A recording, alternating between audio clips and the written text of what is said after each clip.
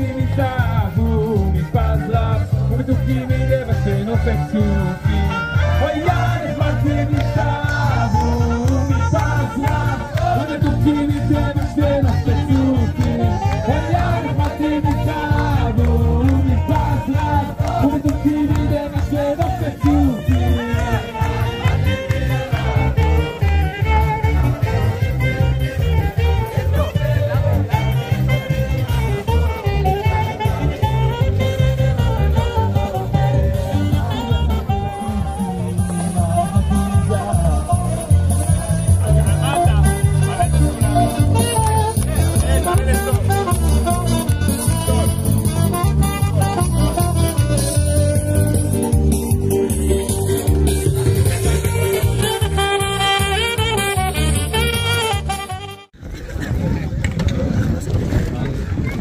מזל טוב, היישוב נחלת צבי באמת מרגש, שפת אמת על השבת הבאה עלינו לטובה בשבת הגדול.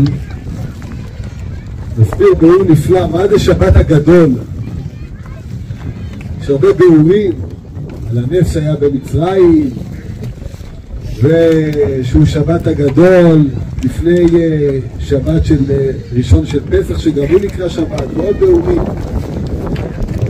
אבל השפת אמת אומר ששבת, לכאורה היה צריך להגיד שבת הגדולה. מה זה שבת הגדול? שבת זה נקבה. אמנם בתפילה אנחנו אומרים וידו חובה וידו חובו. מה זה? זה היום, זה השבת. אז מה צריך להגיד? שבת הגדולה או שבת הגדול? אומר השפת אמת, שבת הגדול זה לא הולך על השבת, זה הולך על עם ישראל. עם ישראל בשבת הזה נהיה גדול. למה? הוא אומר, התחילו לקיים בו את המצוות הראשונות שעם ישראל קיבל. וכמו שילד נולד, מתי הוא נהיה גדול? שהוא נהיה חייב במצוות. כשהוא מגיע לגיל מצוות, לקבל על עצמו עוד מצוות, הוא נהיה גדול. ואסך לגוי גדול. עם ישראל זה עם שמקיים מצוות, עם שמקיים תורה.